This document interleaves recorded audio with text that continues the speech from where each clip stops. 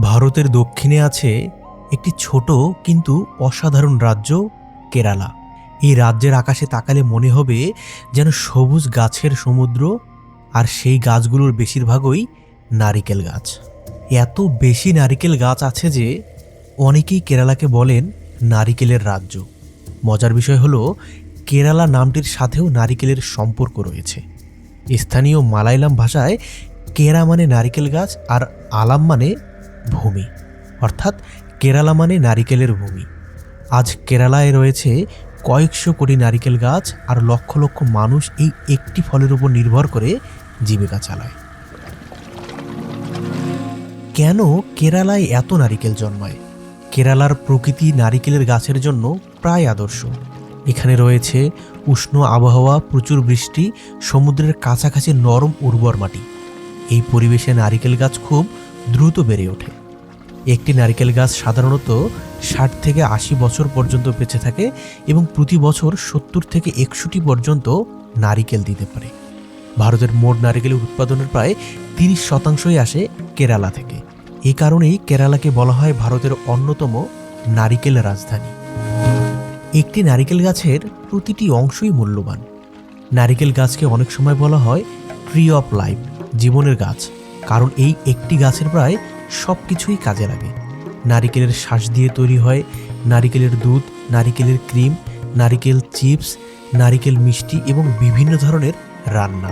কেরালার প্রায় প্রতিটি খাবারেই নারিকেলের ব্যবহার দেখা যায়। বিশেষ করে জনপ্রিয় খাবার অ্যাপ্পাম, পুট্টু, ফিশ কারি, এই খাবারগুলো নারিকেল ছাড়া প্রায় অসম্ভব। নারিকেল তেলের বিশাল ব্যবসা। কেরালার সবচেয়ে বড় পণ্যগুলোর একটি হলো নারিকেলের তেল।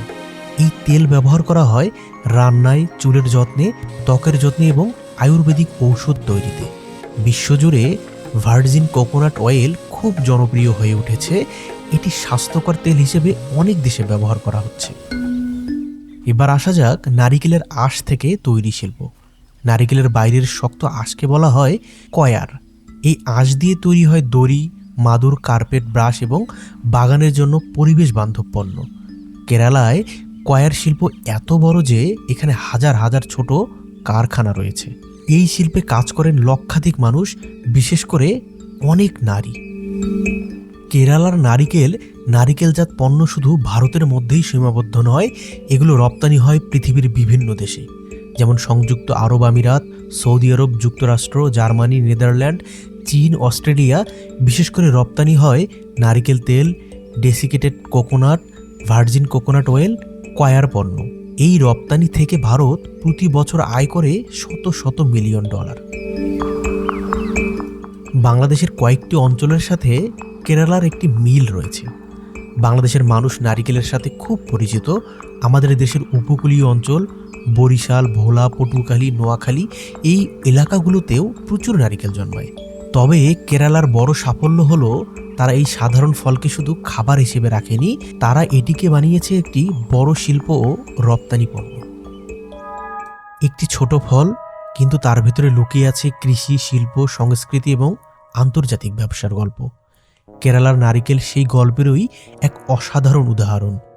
প্রকৃতির একটি উপহারকে সঠিকভাবে ব্যবহার করলে সেটি হয়ে উঠতে পারে একটি অঞ্চলের সবচেয়ে বড় শক্তি। আর তাই আজও কেরালাকে অনেকেই বলেন নারিকেলের রাজ্য।